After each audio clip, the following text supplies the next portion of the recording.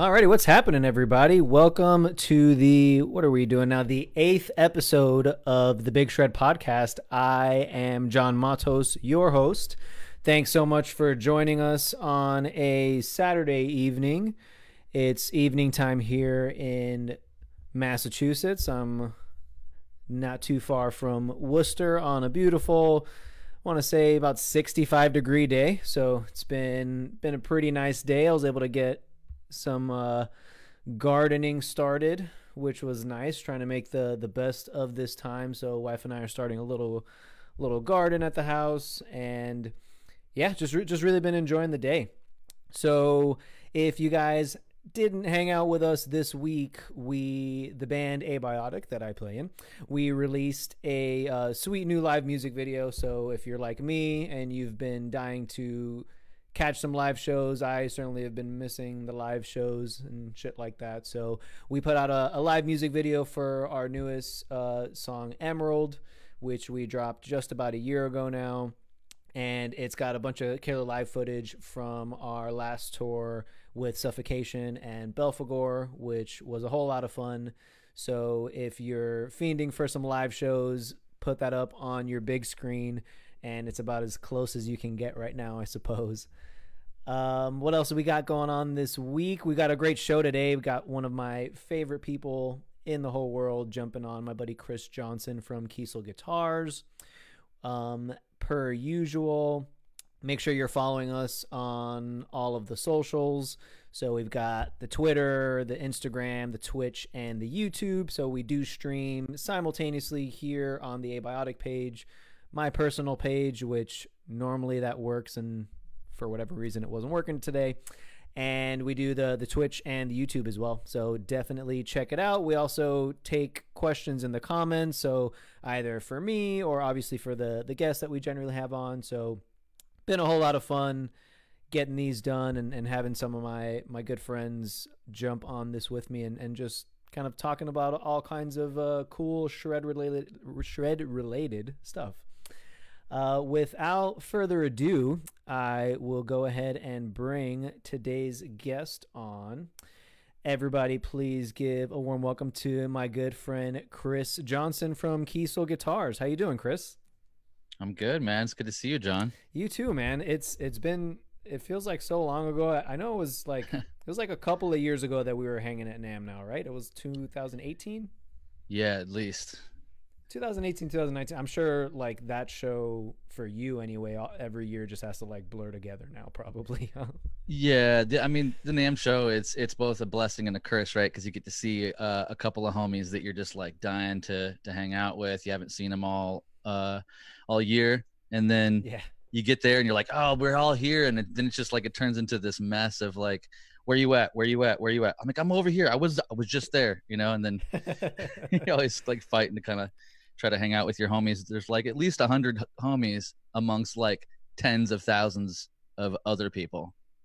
Yeah, so. Exactly. And especially if you're working, and it's hard enough just going as an artist too. So if you're doubling it up and trying to work the show at the same time, and then have enough energy after the show to get the hangs in, I know that's just challenging. Yeah, I've definitely dialed it down over the years. I went in hot like the first 4 or 5 years and was staying out all night, like multiple nights in a row, trying to catch multiple parties. Yeah, not anymore, man. I get up early, do yoga, go to the show, have dinner, see a few people, go to bed. Yeah, and I was super stoked. So last NAMM, you kind of like took me under your wing a little bit, and we got to do some heavy hangage. And you were telling me the same shit, that you were just like, yeah, I'm kind of just like taking it easy. And we just ended up like hanging in your hotel room, and the guitar player from the Free Nationals just like showed up, and I was just like losing my shit. So that was really dope. So I appreciate you like taking me around the show and then like introducing me to some like really fucking sick people. Well, it's my pleasure, dude. Jose is a great guy.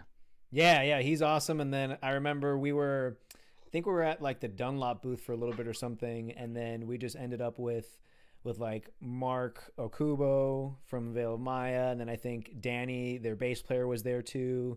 And then I forget the dude's name, but the really sick guitar player who plays all those crazy harmonics, like that's like the whole thing of his band. Was it Rupam? Yep.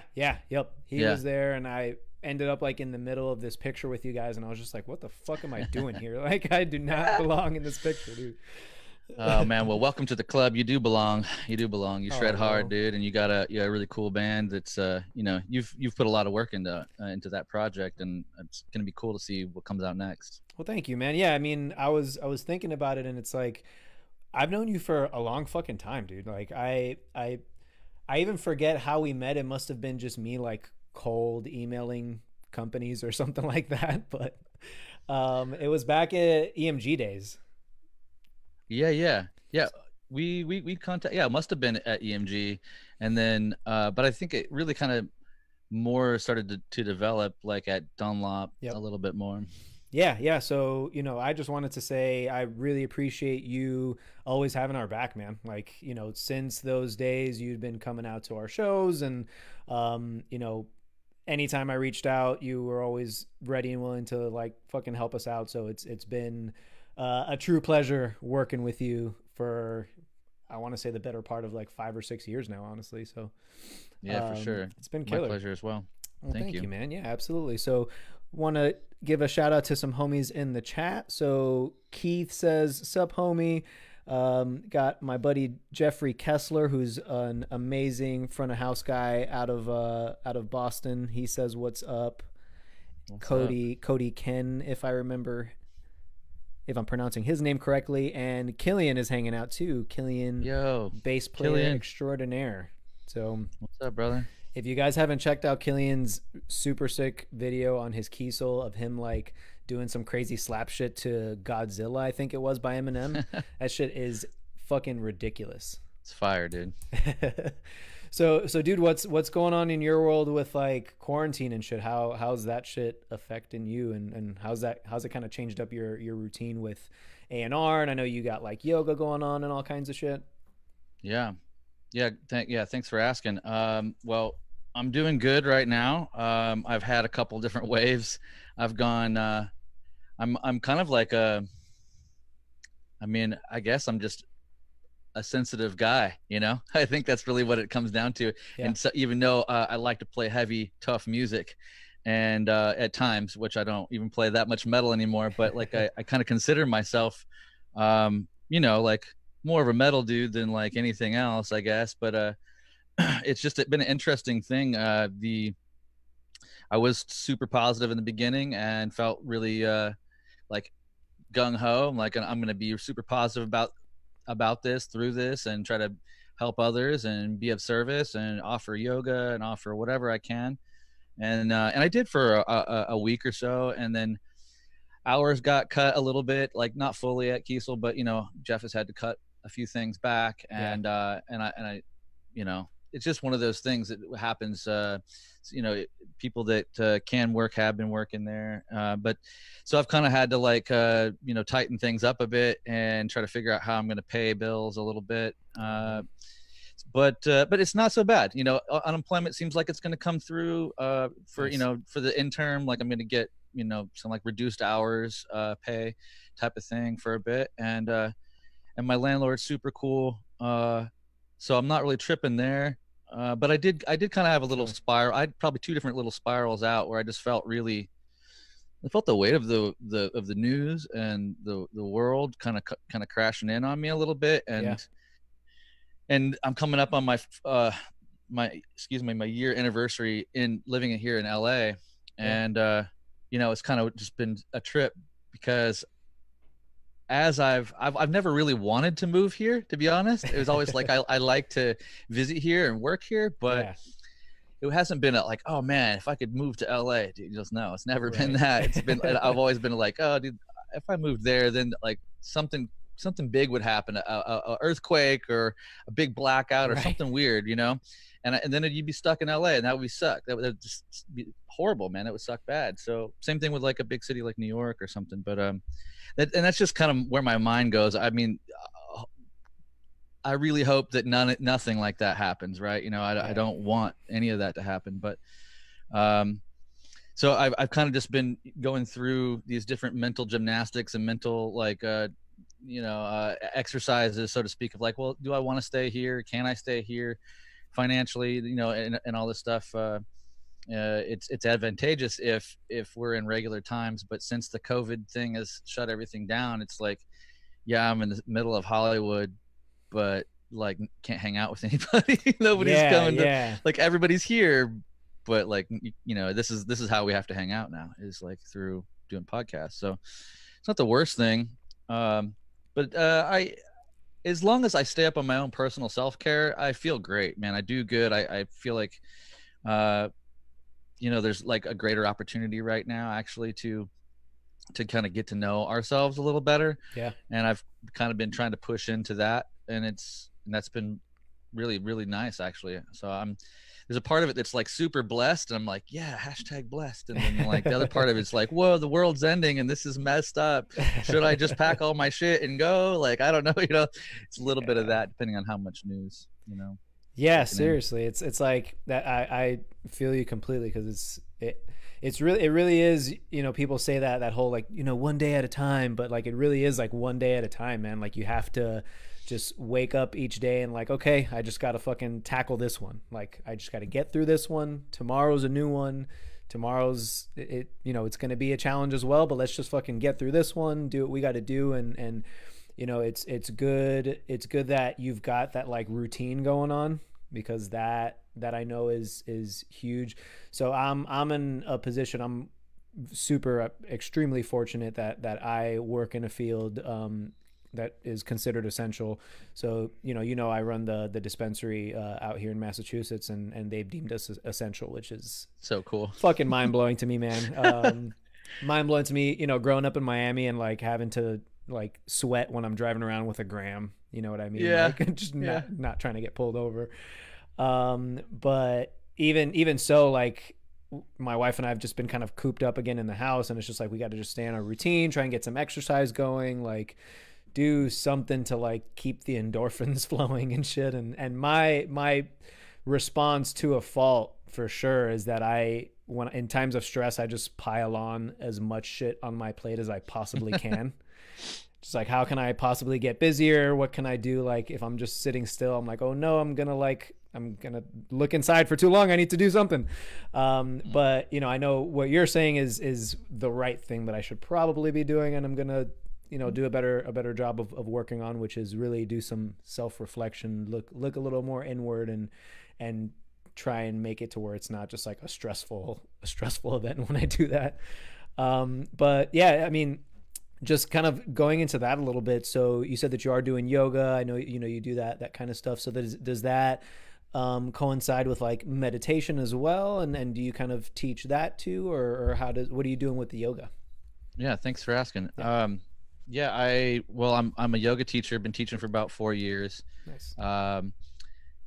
And my primary style is vinyasa, which is kind of a vinyasa flow is like the most popular yoga out there, I guess, right now. Even though it's really, it can vary widely depending on the teacher and the school.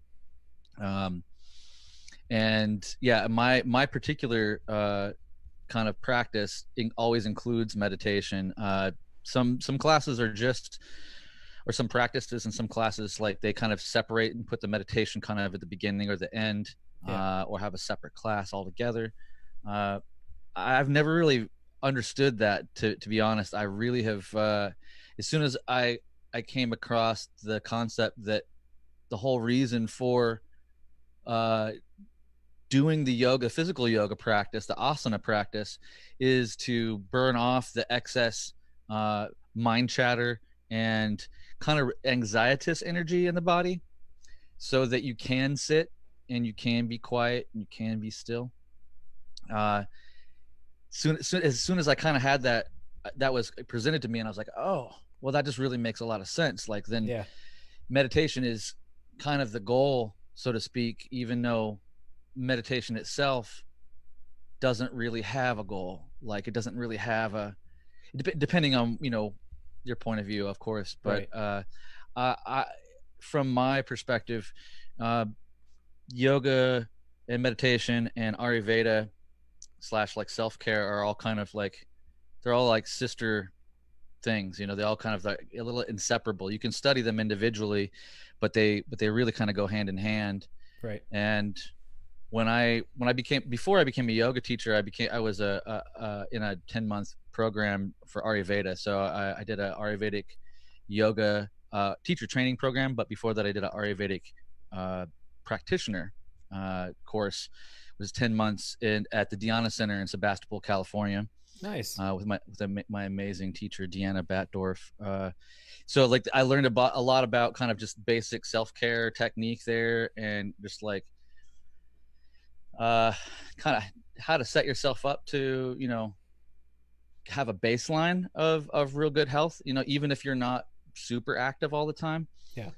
And one of those ways which I'll pass on is just like considering your own, how you feel in any one moment. What combination are you of hot, cold, wet, dry? So like for me, I often run hot and wet a little bit. So okay. So I have to, like, if that's how I'm feeling, then I'm always looking for cold and dry, right? But so to kind of offset, that's both in foods and temperature, environment.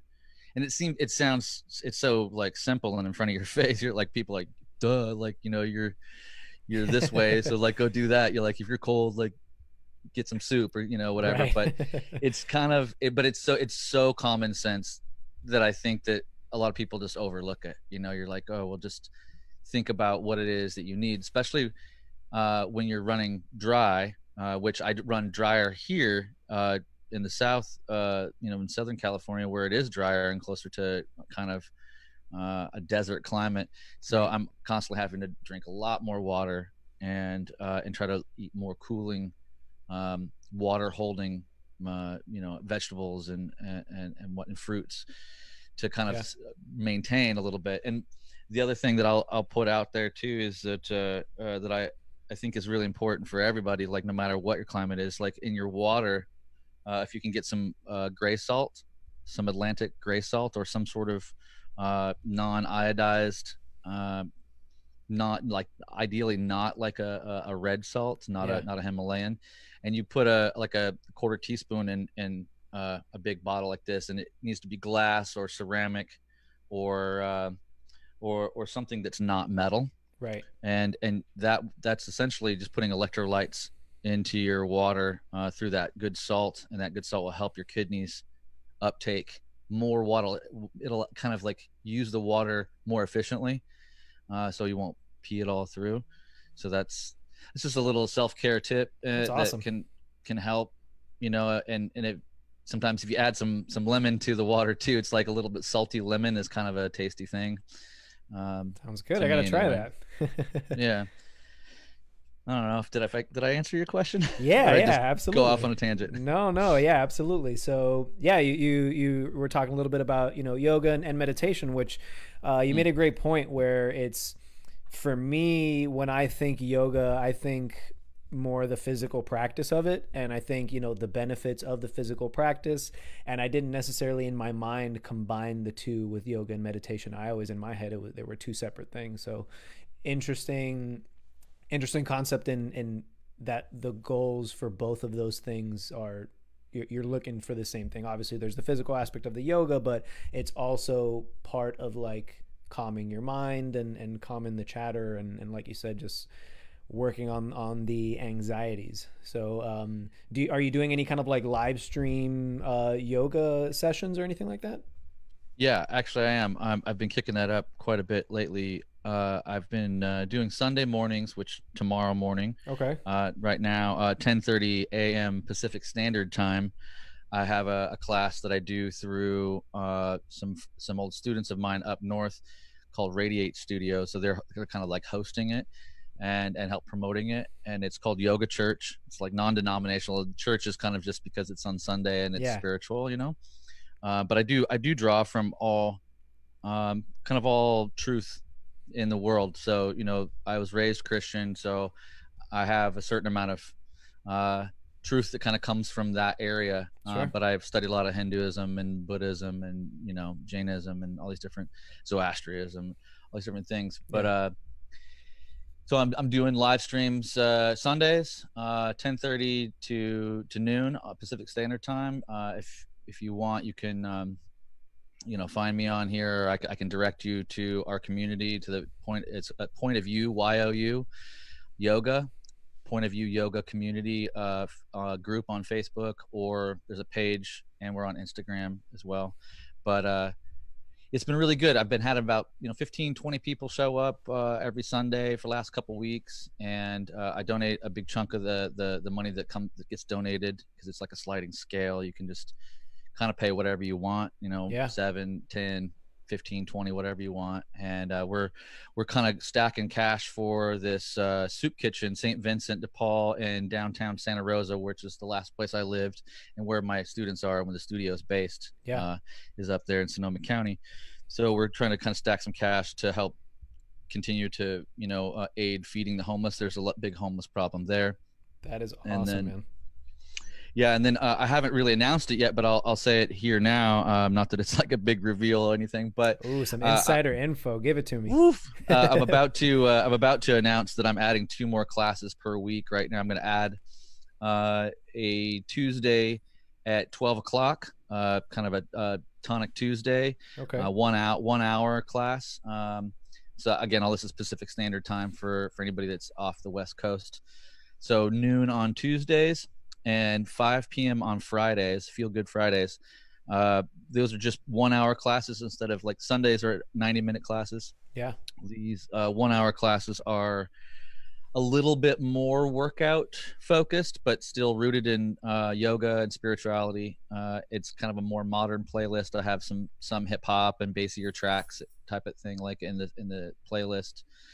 If you're partaking in the playlist, which is another interesting thing, doing this stuff through Zoom, I have to kind of send out the playlist to people to play it in their in their room, so like we all kind of press the button at the same time. But not everybody has Spotify Premium. I get it. So not everybody uses the thing like I use it, but still good practice without the playlist. And my aim with yoga, to be really clear about this, is that even though I really enjoy working towards more advanced postures and kind of like handstand and arm balance and all these different kind of intermediate and slightly advanced practices, my personal goal and favorite thing about teaching and participating in yoga is taking the edge off and easing personal suffering, right? So thinking about it in that small incremental way, where it's a vehicle to lessen the kind of the craziness in one person's life here and here, through passing on a practice that encourages you to slow down, to take long, slow, deliberate breaths, right? Noticing the breath move into the body, noticing it leave the body, and letting there be space in how you think, how you move, what you do, with your body, and tuning in.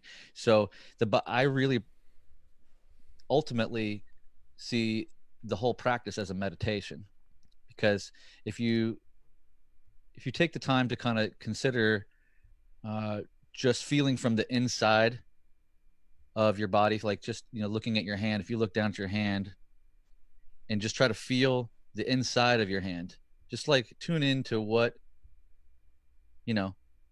what the feeling is from the inside, and work your way out. And then you kind of, once you get it with one hand or a finger or something, you kind of spread it to the next hand, to your arms, to your legs, and having that awareness light up the body already helps drop away a lot of peripheral and things that can cause anxiety or regret, because you're focused in the now, you're focused in reality, and the body always lives now, right? The mind is always kind of future past. I regret that thing I said or did. I'm tripping out about the thing that's coming up. I don't know what to do. You know, am I going to be liked? Will I be seen? Will I be heard? Will I be appreciated? You know, these type of things that we are mental constructs. But the whole time we're thinking about that and vacillating between the future and the past, the body is right here, right now. You're having to take a breath right now. Your heart is beating this moment. Yeah. And so that's why we focus on the breath. That's why we focus on the body. And that's why we feel into it, because it's our window into the present moment. Unlike any number of thoughts that we can just kind of facilitate, you know, imagination's cool and it's a tool to be used, but that's kind of where it's at. And so it through the practice of returning to the present moment over and over and over again through the yoga movements, through and then eventually sitting or lying down and being absolutely still and quiet, we're simultaneously kind of preparing to have a good death eventually, right? That's part of it. And we're also simultaneously preparing to live our lives in a much more like grateful way, because we become better listeners. Yeah. So that's like I could go on forever, and so but no, I'm feeling good right now, actually, man. You got me all you got me all relaxed now. Good. So yeah, you know, don't let me go on too long, dude. I'll just keep going. Just tell me what you want to talk about next. Yeah, no, that was fantastic and a great window into what your classes are like. So hopefully folks listening, folks watching right now, if that's something that you're into, and you know your local yoga studio is not doing anything while all this shit's going on, please look into what Chrys is doing. If you haven't tried yoga before, which I guess I kind of fall into that category a little bit, I've done a couple of little things here and there, but never really anything in depth, then do like me and probably join one of Chrys's classes at some point pretty soon. Cool, man. So next thing I wanted to talk about was actually your podcast. So you're obviously on mine, and I guess spoiler alert, but I am going to be on Chrys's pretty soon also. But Chrys has a podcast, Players Pick Podcast, which has been going on for some time now. How long has that been going on? A little over a year now. Nice. Congratulations, man. That's fucking awesome. Yeah, I'm really, it's a strange thing that I didn't know that I was going to do. But I'm kind of slowly growing into it. You know, there's a part of me that wants to push into it more than I am. But you know, there's, even with more time on my hands, there's only so many hours in the day. It's a strange thing. Like you kind of said, like you're like, oh, I don't know what to do. I'm going to fill up all the space and make myself work. And that's kind of been the mode I've been in. And I've got like these kind of four main modalities. You know, I've got like the podcast modality, I've got the yoga modality, I've got my own personal, like wanting to like practice and write my own music modality. And then I've got my Kiesel modality and the AR. And so I'm kind of like always shifting kind of gears around. But the podcast started basically last NAMM in 2019. Okay. I started recording the episodes as early as the previous October. Like I kind of told you this before, like the first, like, I don't know, 15 or 16 episodes were all just recorded on my phone. Yeah. I didn't do any mics or headphones. I just put a app out, you know, recording app, and just like talk to people, because I really wasn't sure what I was going to do, if I was going to do keep going or whatever. And just kept being fun. It just kept being fun, hanging out, talking to people about guitar picks. It's kind of, so for those that don't know, it's called Players Pick Podcast because it's both kind of loosely centered around guitar picks. I'm often asking people about their guitar pick origin stories, and to try to tell us a little bit about them and their playing through their first guitar picks and what they remember about that, and then what the process has been kind of, and what picks they played through the years up until what they play now. Yeah. I'm excited. Nobody else is really.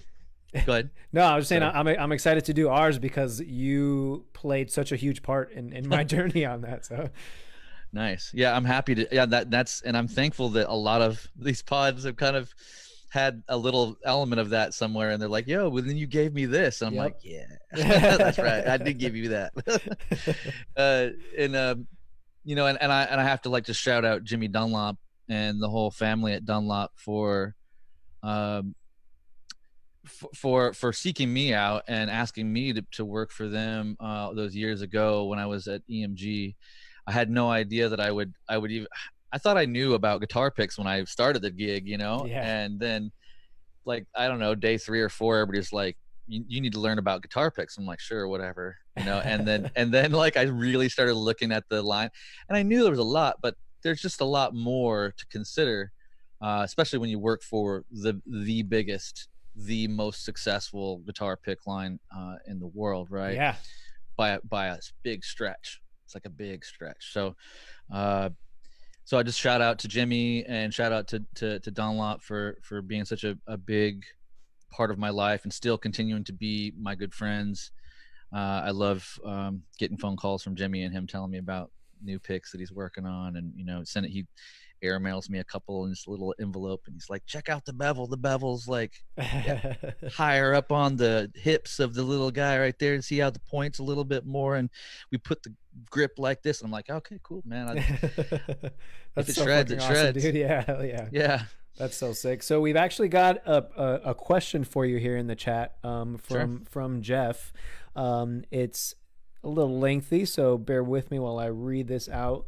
So I think this is going back to the meditation and kind of the thoughts on anxiety that we were discussing. So Jeff says, what are your thoughts on how some people's work requires anticipation and hyper focus on anticipating the future, and uses the mistakes of the past as a lesson to learn to anticipate those situations? So Jeff does front of house. I think that's kind of where he's getting at. So he says, to be honest, it definitely involves trying to use my anxiety to my advantage in order to use that energy to fuel the anticipation of issues before they happen, but it can backfire. Just curious about what your thoughts are regarding your opinions and teachings on dealing with anxious energy, especially in situations like that. Okay, yeah, good question. It sounds like, if I understand it correct, it sounds like what he's asking is how do you manage anxious energy, and maybe like the unsaid question there is, do you have a technique maybe to transmute it into a positive thing and utilize that energy versus letting it kind of sabotage you? That's kind of what I'm hearing. If I'm getting it wrong, Jeff, I'm sorry. But I think a couple of things. Yeah. So you can harness the energy, right? And I think that's really what we have to. If we get clear and get quiet, get still, then we can kind of notice how the body is vibrating. The body and the mind resonate at a certain frequency, and it's like you don't need to know numbers about what frequency, and it doesn't matter. Okay, but when you get still and you get quiet, the opportunity to tune into the more subtle energies is so present. So if you can notice the anxious energy coming up, right? I've got an excess amount of energy because I'm anticipating meeting this person, interviewing for this job, or performing on stage, or going on a date, or whatever the deal is. The noticing of it at first is like key, because normally we might kind of after the fact or kind of sideways acknowledge, I'm feeling anxious, and that's good. It's good to name it, but oftentimes we don't give it the space that it kind of deserves. And so different people respond differently to different techniques, but what the two ways that I would look at it,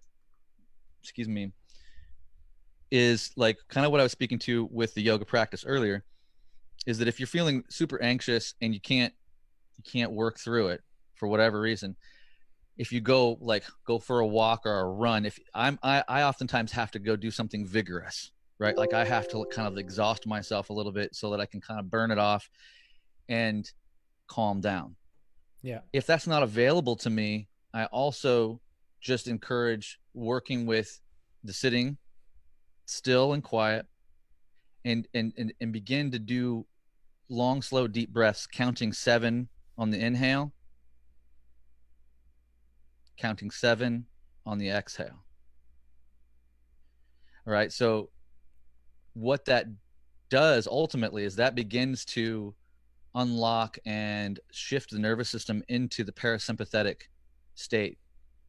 Most of the time we're in our like sympathetic state, where we're kind of in a reactionary all the time. We're a little bit, you've probably heard this said before, but like, you know, because in our ancient past, our nervous system was, you know, supposed to be on high alert so that we didn't get eaten or, you know, Yeah. Fight or taken out by flight. a predator. Yeah. So fight or flight. So that's fight or flight really is the sympathetic nervous system. That's, and the problem with kind of where we're at evolutionarily is that we're in that state way more of the time than we should be. Yeah. And so it can burn us out because we're always drinking coffee, we're always like on some sort of stimulant, we're playing loud music, we're doing all these things that jack us up. And even though we've been doing that our whole lives and it's kind of normal to us, when you stop and you slow down, the potential to have better cognition, better understanding of what it is that's coming at you, just that the ability goes up, right? So as you slow down, because you know how it is, like if you find yourself rushing, if you're literally rushing out the door and you're like, oh, where are my keys, where's my wallet, where's my, and then you're bound to like leave something. Yep. Because Oh yeah. you're greedy for arriving somewhere at a certain time under a kind of a false deadline or a false timeline. Right.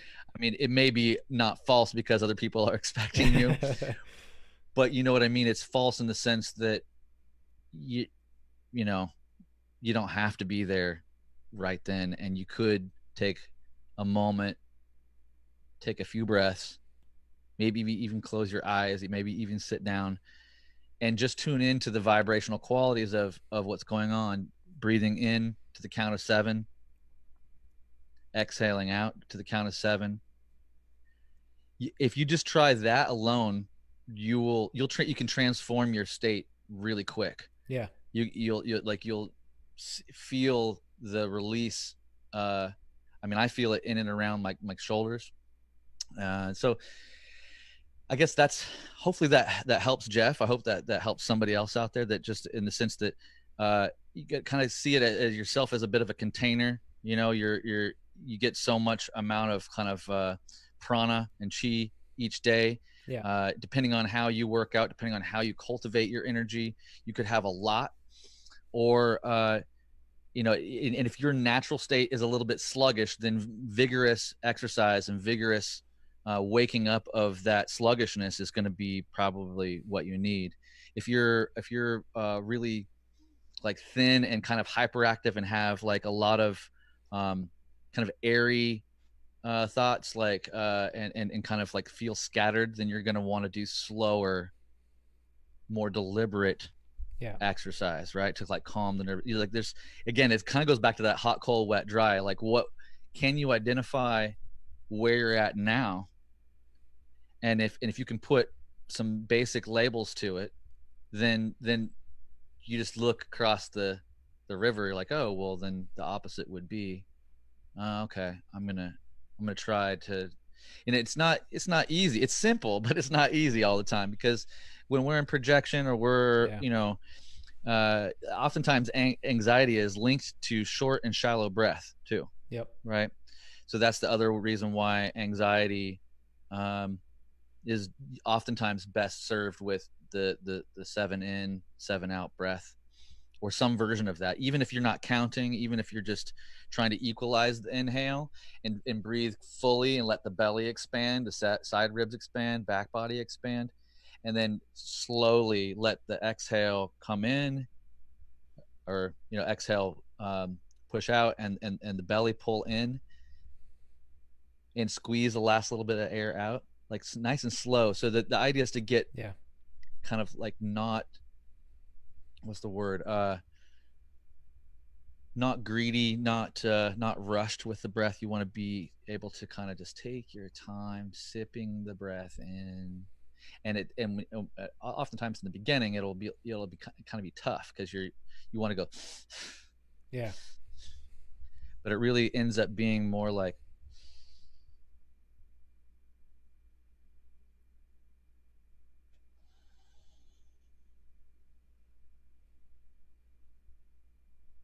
something like that.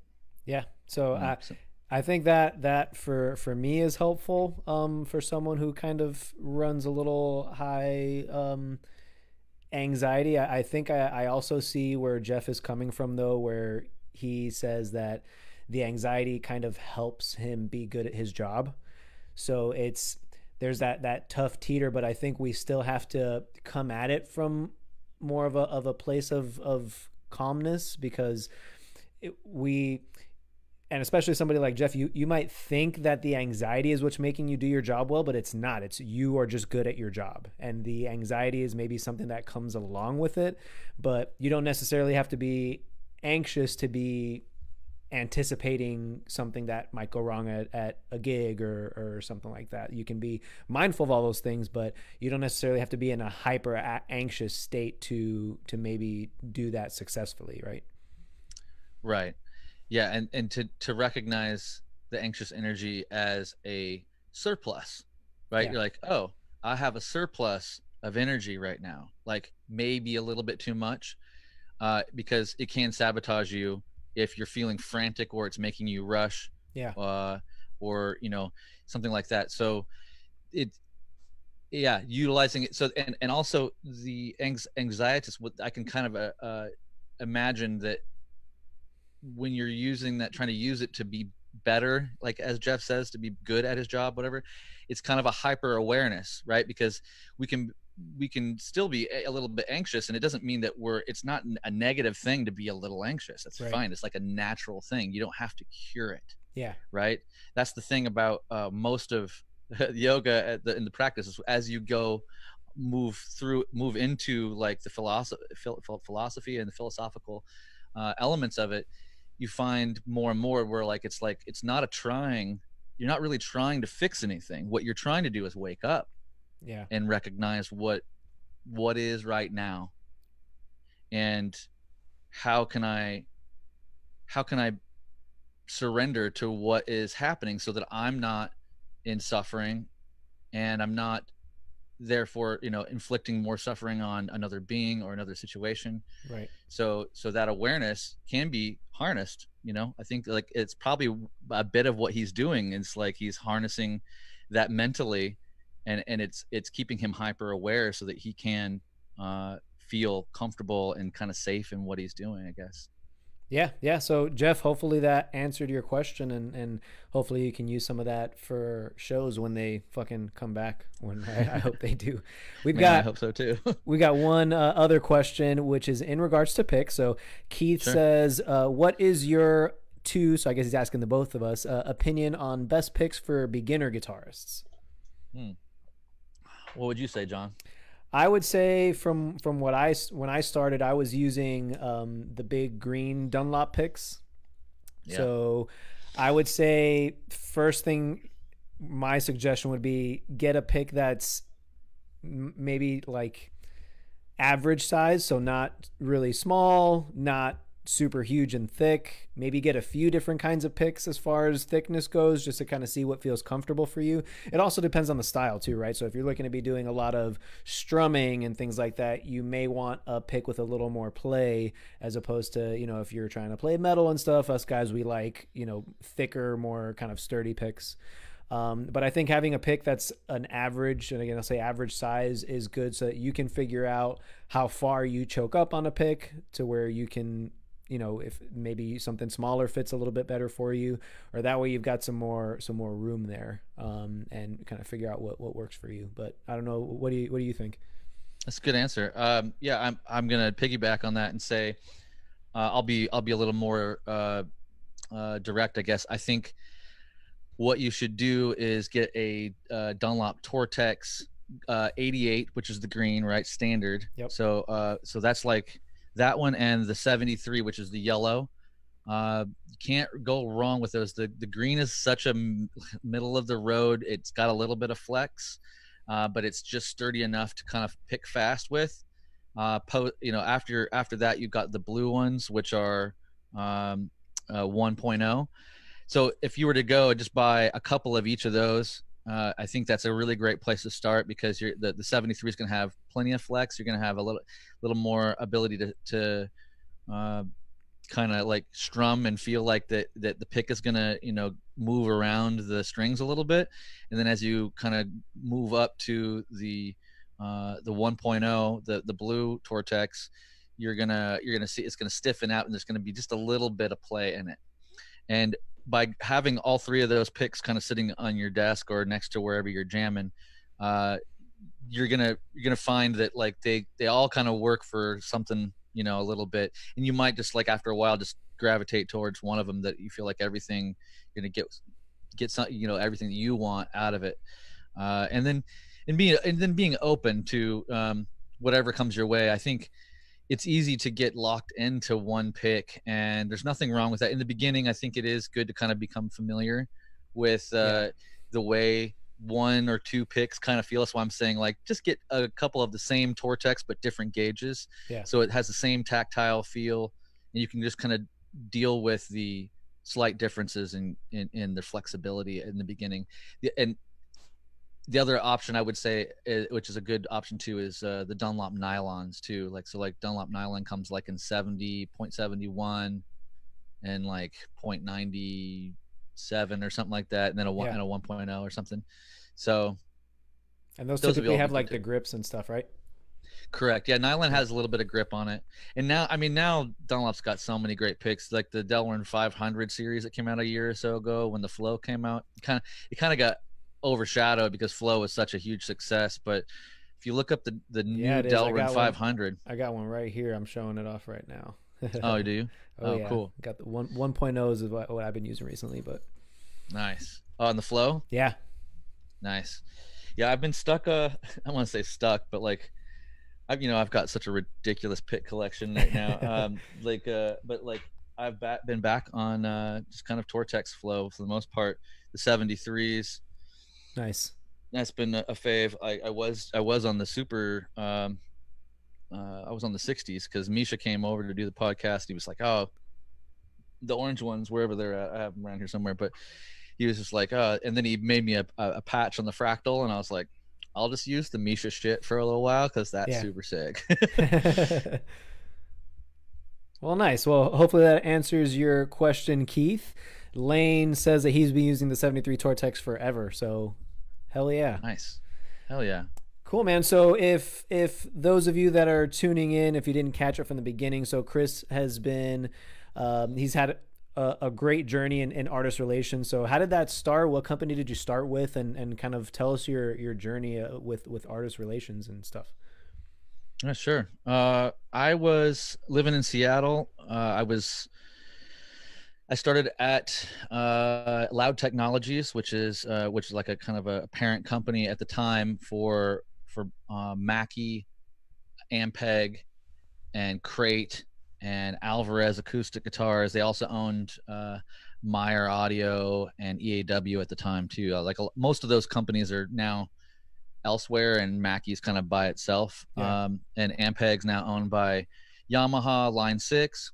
But my main gig was I actually got the gig there just in sales, and then I went to tech support for a bit. And while I was in tech support, I kind of got to be good friends with the gentlemen that were doing all of the product development, which I was super into. I was like, oh man, I want to help design amplifiers. Because I had like a fetish for amplifiers for a good while when I was in the metal band back in the day. And I had had a Soldano Avenger, had a Soldano Decatone, had a bunch of Mesa Boogie, amps, a Framus Cobra, VHT Deliverance, that old Randall MTS with the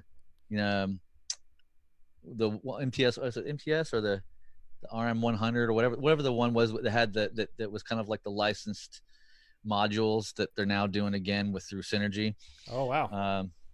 That was a short-lived thing. I had a Diesel Einstein. Damn, I just dude. had a bunch of amps. Yeah, you know, yeah, fucking and sick collection.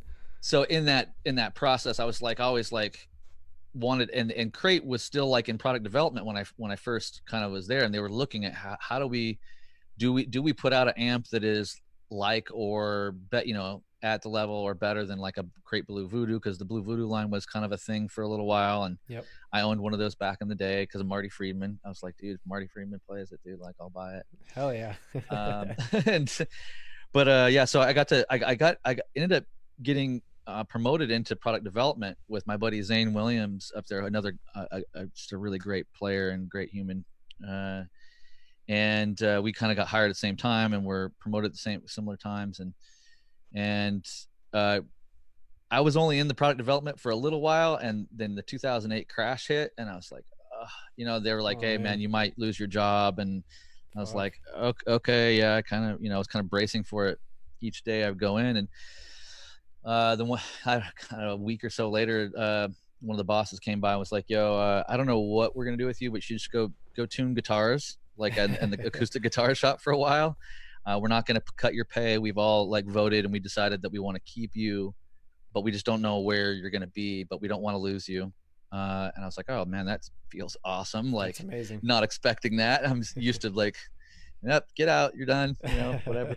But and then they came back I don't know, a week or so later, and they're like, well, the artist relations team is completely disbanded. We had to let one guy go, and the other guy doesn't want to work now. The other guy is not there. Wow. And so we don't have a team, and we know that you have a sponsorship or an endorsement with EMG Pickups, so like you must know like how this works. And I was like, I mean, kind of, like but like they're like, we'll take that as a yes. And so do you want another raise? And I was like, yeah, I'll take a raise. And they're like, well, here's a cell phone. Like it was like in it was late 2008 is what it was, and that was like my first cell phone.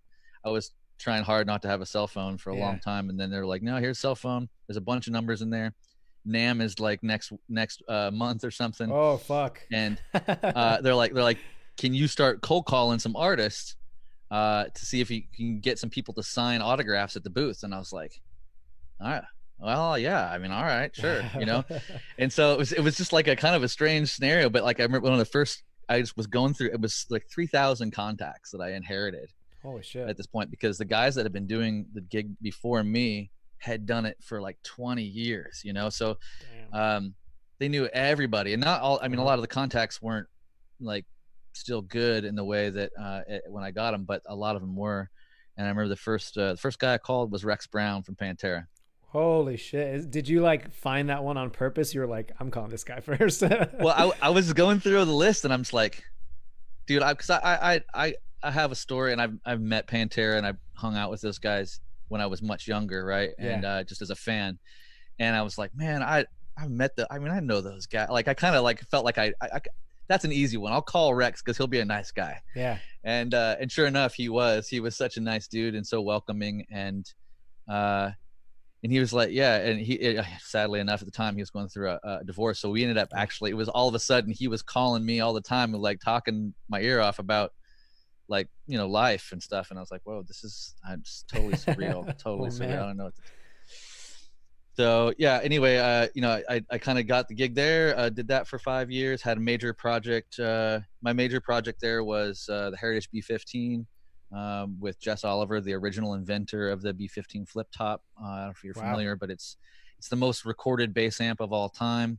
All the Motown hits, like pretty much, are all like, there was a time in New York where like every studio had a B15 like in their locker, in their storage, and they kind of, that was one of the ways in which they kept sounds kind of consistent, I guess, because for the times. Yeah. So everybody kind of had the hot, cool new flip top tube amp, and I got to work with George Metropolis at Metropolis Amplifiers and Jess Oliver personally, and kind of put together a cool package where we only did 50 of these like in the first year. They were all hand wired, and cost $5,000. It was a really amazing amplifier. Yeah, not very many people you know, got them or whatever, but it was a cool thing to kind of like, because we had been going through, Ampeg, the previous CEO right before I came in, had sent all production to China and Vietnam, and there was all these production issues. And so when I came in, it was just all we could do to try and help correct things. So I came up with the idea to do it, and everybody was like, yeah, like, well, sure, let's do it. That sounds great. So I was like, all right. Nice. And, you know, my project's backed, and stayed there for 5, almost 6 years. Got noticed by EMG, Rob Turner over there, and Scott Wunschel. They invited me to come down. So, and I'm from Northern California, and that was like only about 3 hours away from my hometown of Chico. Yeah. And so I was like, yeah, man, I've been in Seattle 11 years. I'll head down and do that. And so I did that for 3.5, 4 years out of Santa Rosa, California. Got to be an instrumental role. I played a massive role in EMG TV, which you know, I mean, I was like, whoa, dude, like, you guys, I get to do AR for EMG Pickups, a company that I had already loved for many years, a long time, because of Metallica and Zakk Wylde and all the big guys that were into the 81, 85 combo back in the day. And then they're like, yeah, and we got a studio across town. So it's like, maybe you should book some people to come in there and like spend most of your days like making cool content. And I was like, oh man. So we did some really, really cool stuff there. You know, I got Andy James on there. I got, you know, Eric Calderon on there. A lot of interesting people that came up, and Zakk Wylde ended up flying up and doing a thing for us. And sick. Like Tony McAlpine did one too, didn't he? Yeah. Matter of fact, he was my last one. Man. My last session at EMG TV was Tony McAlpine with Neely Brosh on second guitar. And we had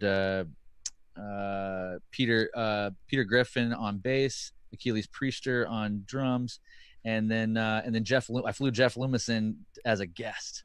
He guested on one track. So there's a tune of his from that session. If you go seek it out, where Jeff just walks in and slays, and then like walks off. It was like the coolest thing ever. He's the best, man. He's the best. Yeah, I like Jeff a lot. That's killer, dude.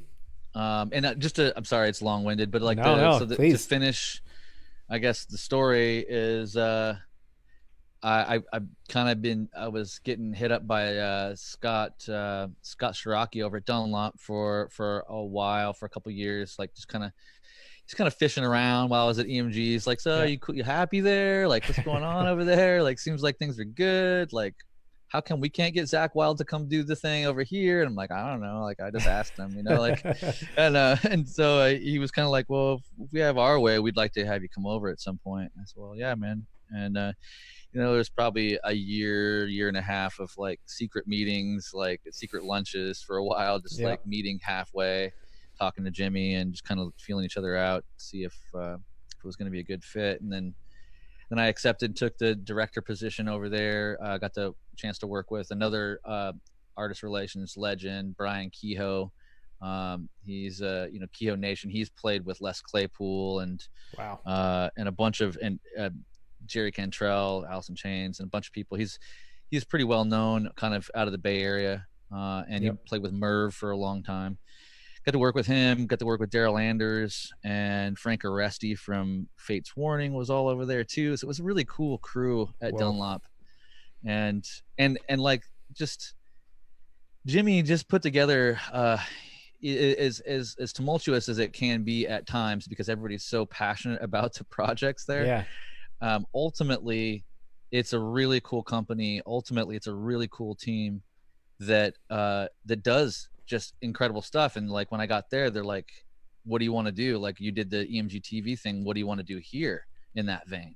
And I was like, oh, well, I want to do, you know, cool long form content but like mini concerts. I want to do 3-song, kind of semi, not live to tape, but like it feels like live in the studio, you know? So I partnered with they said yes. Jimmy said, yeah, man, go do the thing. And so I was like, all right, got the budget, let's go do the thing, you know. So I partnered with Fantasy Studios in Berkeley, and I got to work with Joey Tosi there, who's he's a Dunlop employee, but he's like the creative director at Dunlop. And oh, nice. I learned a lot. I learned so much from him, and the peripheral crew that's underneath him too. But just like he just had a lot of really insightful ways to set things up. He's also, like, you know, been doing this a long time, video editing and doing lighting and the whole thing. So I learned kind of a bit about storyboarding and producing there. And I ended up co-producing this you know, kind of the creator and co-producer of Dunlop Sessions. So, which was kind of short-lived. We only did 9 of them. Yeah. But they're pretty badass, and they're pretty diverse. Like, we had Eric Gales, we had Marcus Miller, oh, man. We had Animals as Leaders, we had Snarky Puppy, I had Beats Antique. Wow.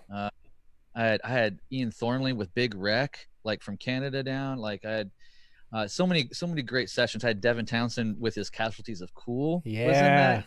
Bro, I mean, like, these sessions, and they're beautiful. So if you're, you know, watching this and you're like, oh man, like I really like kind of semi long form content too, and you haven't seen or don't know about Dunlop Sessions, pop over to their YouTube channel and check out all 9. They're really beautifully filmed, incredible audio, and we do little interview snippets in between, kind of like lace it. So they range from like 20 minutes to 35 minutes, you know, 40 minutes long in some sessions. So I'm really proud of putting that together. I wish we would have done more, but they're also really expensive. Yeah, kind of a lot of money to set up a thing and then have everybody come in from out of town. You know, it's like, and just the logistics of setting up and having to secure studio time, and then a band that's either coming through town that can have a day off while they're there, or flying in a band from somewhere to do the thing, and putting them up and feeding them and like being the runner during the thing, you know, and producing and making sure like it looks right. I was like, it was super exciting. I'd love to do more of that at some point in the near future, under the right circumstances with the right brand. But yeah, that was really cool. Dunlop Sessions.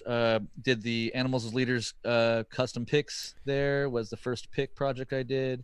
Yep, and I will give that a shout out too. I've got the blue ones that you sent me. I still have them, and that's the first this is like the first like flow-esque pick that you gave me, and I was like fucking hooked. I played jazz threes for like 10 years, and you gave me those picks, and I was like, okay, this is the real deal. Hell yeah, that's a good pick, and it's snappy. It's like Ultem, you know, it's got the cool grip on it. Yep. Yeah. The I don't know. I don't want to just be super long-winded with all this, but no. I guess you know, I did a Geezer Butler signature wall while I was there. I did you know, I helped a lot of other projects kind of close that weren't really my projects, that were just kind of projects that were kind of looming. Like I helped seal the deal on the Jim Root signature pick, and I did the Matt Heafy pick, and did Jeff Loomis pick. Awesome. And you know, and I was the whole flow line. If the people that don't, you know, for people that don't know, the whole flow line kind of came out of, I'll back up. Jimmy actually had this idea for the next line. He had like this kind of like daydream going on in his office where he had the words flow on a whiteboard, and he kept coming. He wanted to do this kind of hybrid pick from previous designs, and so he kept pulling up previous designs and shapes and bevels and all these different things, like mashing one thing and then dremeling one thing and try to make it like look like another. And he gave it to me and like, yeah, I could take this, and does it work? And you know, is it cool? And then like, I don't know, it has too much drag. It doesn't shred super hard. It's just like, okay, you know. And we're kind of going through that. At the same time, I was talking to Andy James, and Andy James has gone through multiple pick crises. So I put his name on like a triangle Ultem thing, and by the time like the picks got to him in the UK, pretty much he was like, oh mate, I'm already using something else. Oh like, no. I'm like, well, you better give those fucking things out, you know, like do something with them. But he he circled back around, and he was the one that said, oh, you know, what about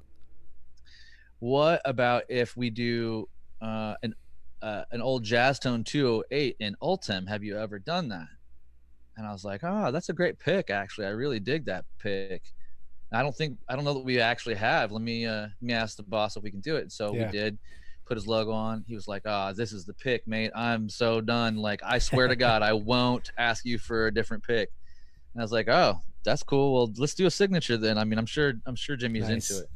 So we had started that conversation. Meanwhile, Andy goes out to see John Petrucci as he comes through with Dream Theater, and hands him a little pick tin that I made him full of these picks. And he's like, I don't know what to give you because you're Petrucci and you got everything. But here's some of my picks. And he didn't think anything of it.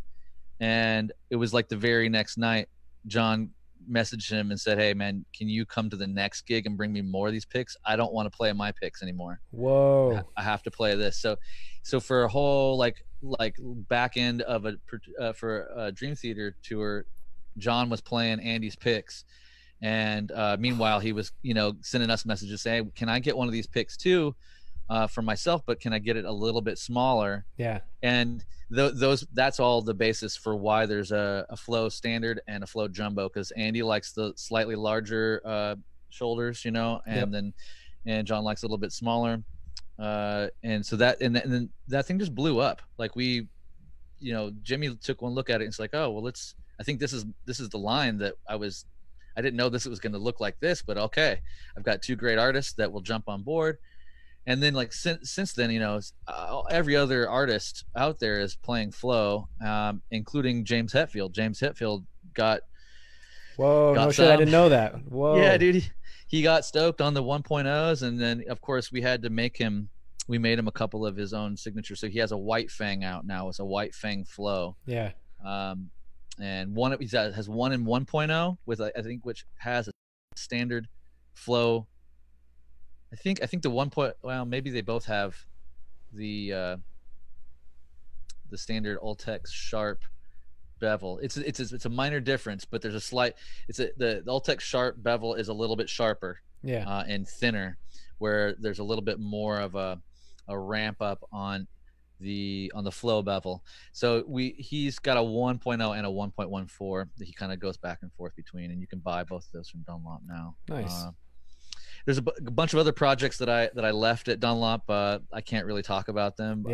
Hopefully, one of them is with a bass rock god that they had to redo all the things. But there's a custom bass wall coming from a total badass at some point, and I'm not saying who, and I'm not gonna like let you guess either. Just don't ask, because I won't be able to like not confirm or deny, because I'll be like, that's it. I don't know. But yeah, there's some really cool projects still kind of going to be coming out, just like that.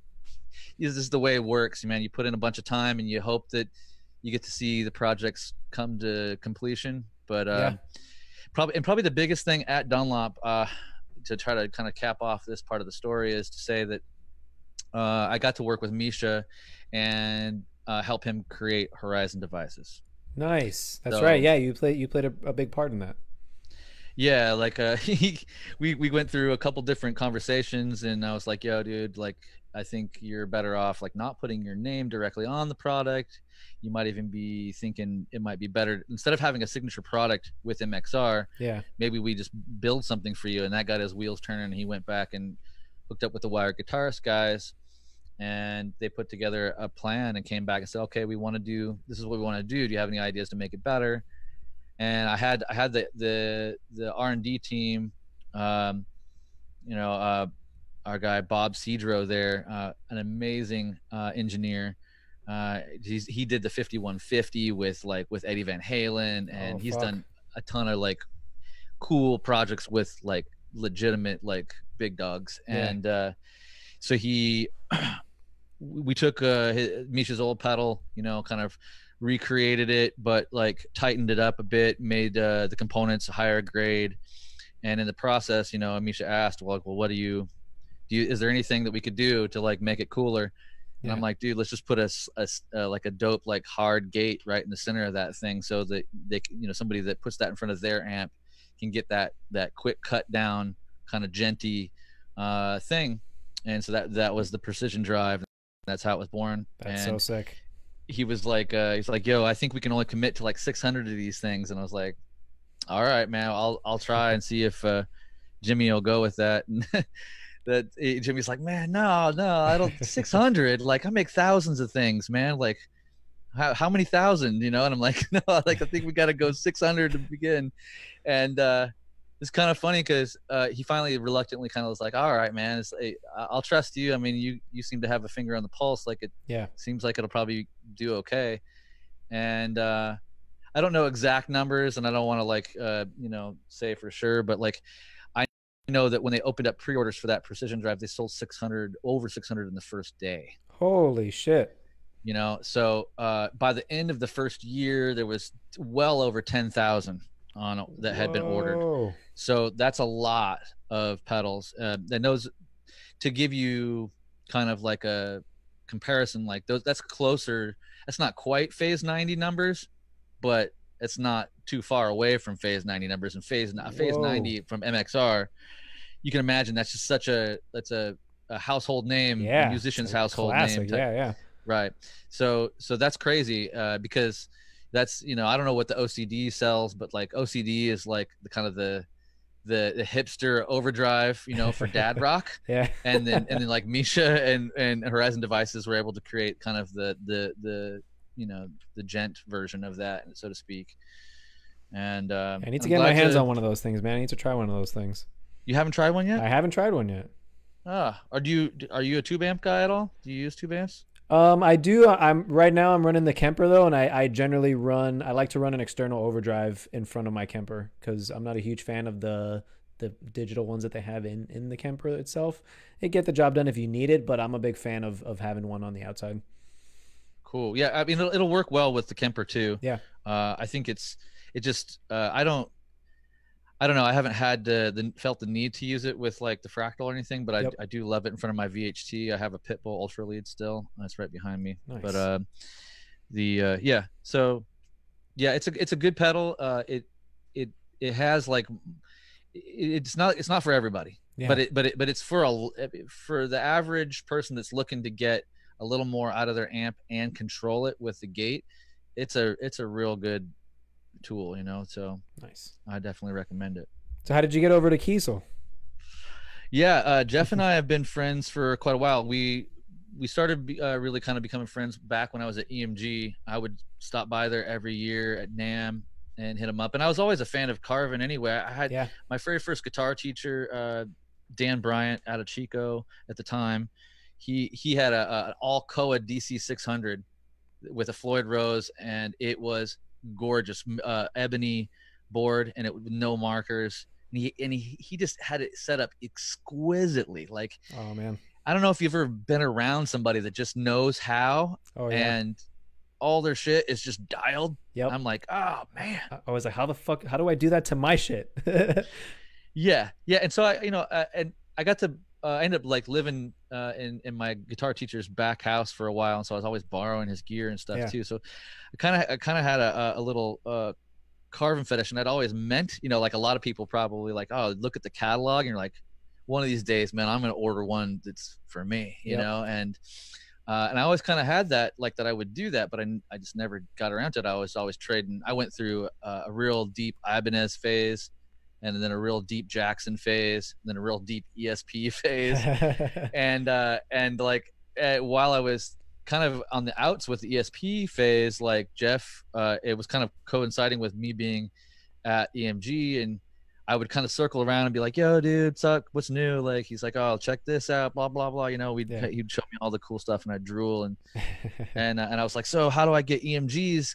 Because part of my gig, right, was like I would go down to Schecter, I'd go to ESP, I'd visit all these people. Yeah. Even though I was an AR guy, I also helped kind of like do sales a little bit, because if I was pulling in X amount of artists, and like bringing them artists, let's say, and I would say, hey, like, yo, I got this guy, they all use EMG, but they're all got names and followings.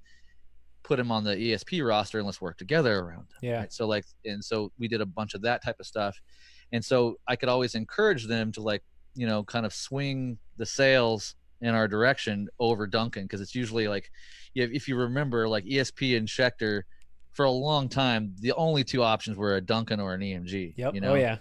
And now they have a couple other options. You can get a DiMarzio here, or you know, something else here. Fishman. But yeah, Fishman is the big deal now. Yep. Ken Susie's like the man. Yeah, that's what I'm playing now. Shout out to yeah, Ken. Yeah. Shout out to Ken. Yeah, man. Like what a wild dude. I love that guy. Yeah.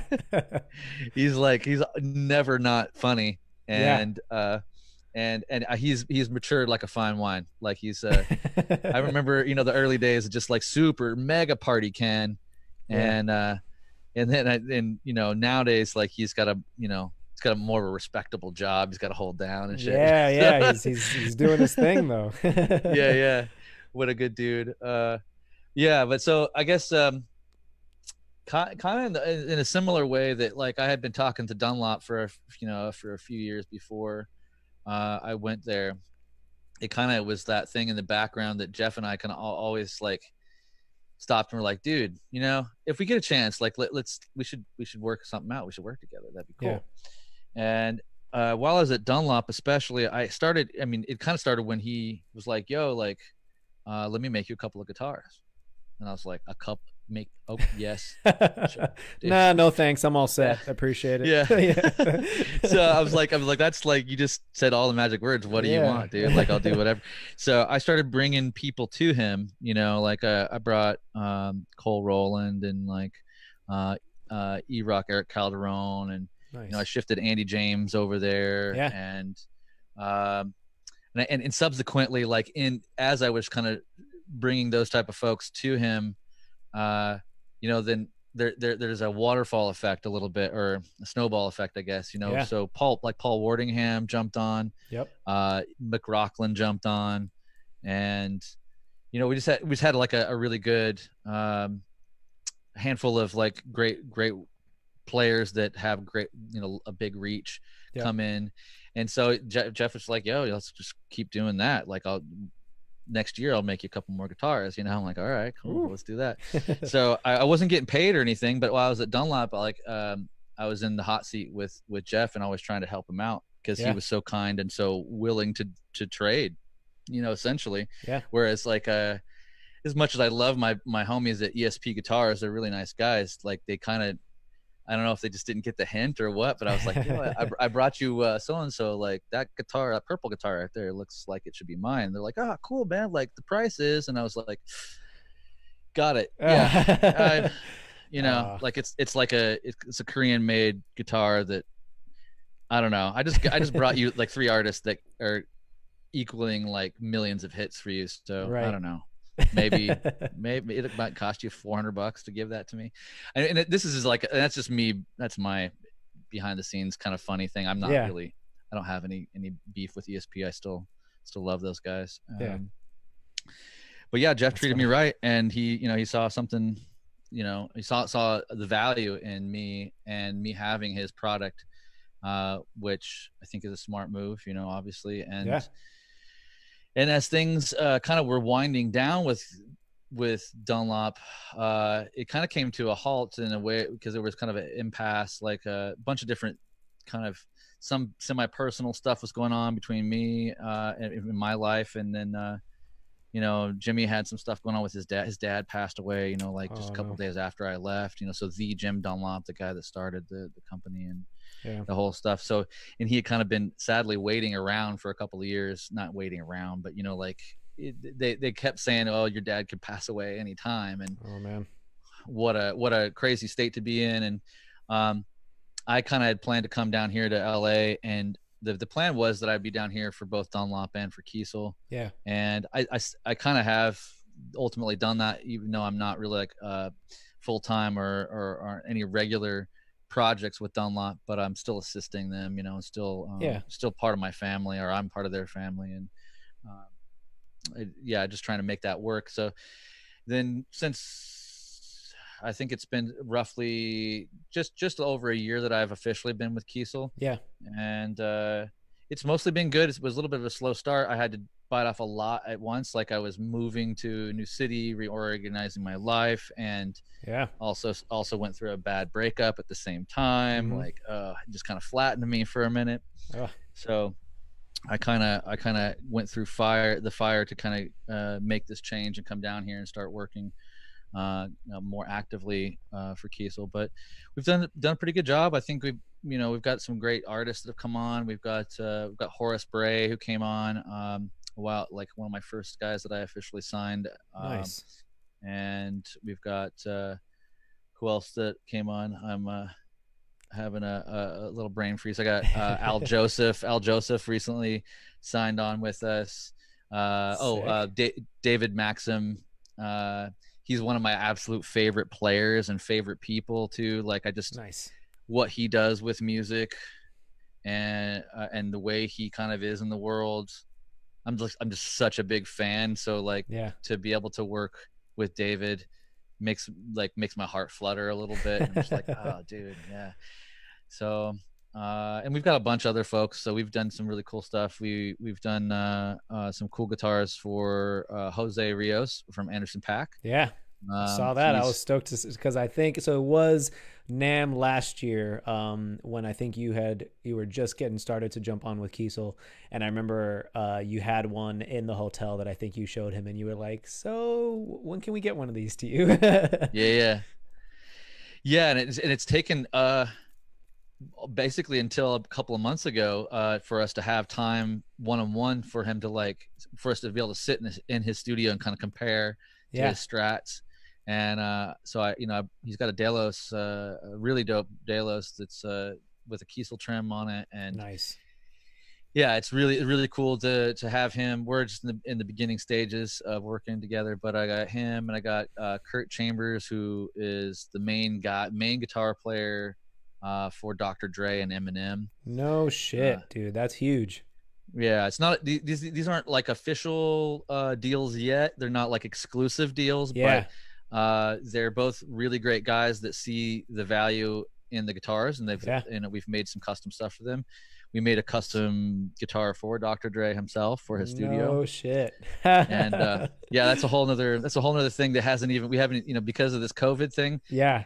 There was two major deals that I was just like, yo, really? We're locked down and I can't go do this thing right now? Because one of them is, and this is kind of like letting the small cat out of the bag, I guess. It's just saying that we made a real dope custom guitar for Dr. Dre's studio, because I worked with his guitar player, and we made his guitar player Kurt a really sick Delos, but we made what I call the Drelos.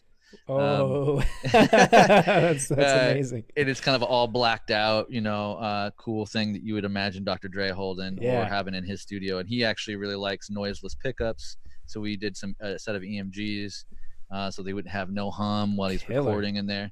So anybody, even if it's not Kurt, that's in there doing a session with him, drops by, he knows that he'll have a tried and true, trusty guitar that can handle what it is that he wants, and it has his name on it and shit too. So that's cool. Dude, that's amazing. Like, do you have to like talk through his people, or do you actually get to collab with him on a guitar?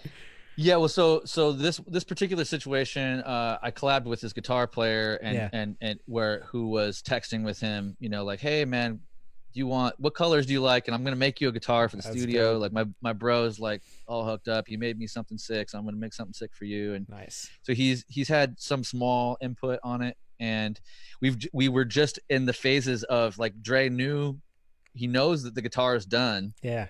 And he knows that like me and Jeff are gonna come like meet him and give him the guitar. Oh man! But that, like we were waiting at any moment. Then like the Kobe Bryant thing happened, and all of a sudden Dre had a bunch of other stuff going on, and he was friends with him, I guess. So. Yep. But he's got a great studio over here in North Hollywood that well, I don't know if that's gonna happen now. I don't know where we're at. Yeah. And we made something cool for Bonnie Raitt. We made something cool for nice. A couple other great people. I made a really cool guitar. We made an amazing guitar for Lauryn Hill. Whoa. Ms. Lauryn Hill. Wow. Yeah, she's and I actually get to talk directly to Lauryn. So that's kind of It's kind of mind blowing, That's dude. crazy, man. That's insane.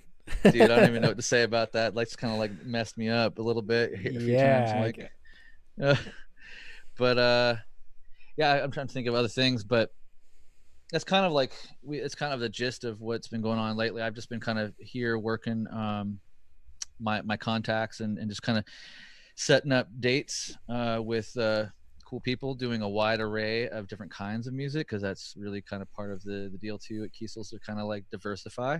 Yeah. Because they kind of have the metal shred thing locked down for, you know, not completely, but, you know, like for the most part, they have got a good roster of that style of music. So Oh yeah. incorporating modern neo soul, rock, a little bit of country, and hip hop stuff, you know, I think is important, because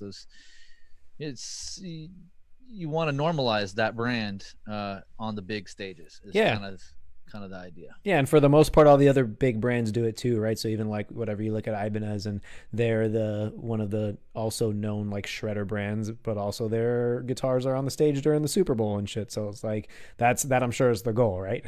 Yeah, because if it gets normalized on those big stages, then there's some sort of halo trickle down effect. Yeah. You know, that kind of happens marketing wise and influence wise, even though the general premise, or the general like thought a lot of times is that, oh well, you know, they get paid to play that guitar, that's why they play that guitar. But not very many people, I would just to be real clear that like not very many people anymore make decisions like that, like just because they're getting paid to do, like, people don't. Yeah. It's a very rare scenario where a brand will go to us and like, hey, we'll pay you to play our thing. Yeah. You know, it doesn't like come across like that.